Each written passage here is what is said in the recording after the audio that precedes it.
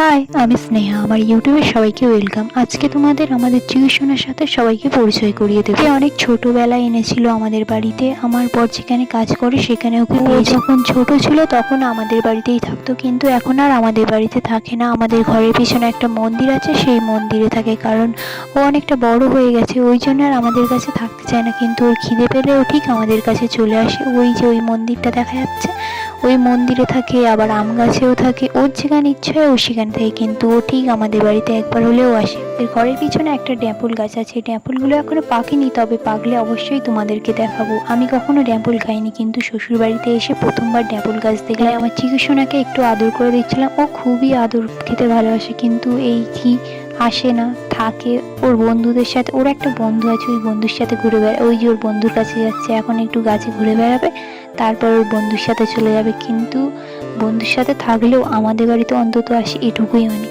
তো আজকের ভিডিওটা এখানেই শেষ করছি। নেক্সট ভিডিও আবার দেখাবে। টাটা।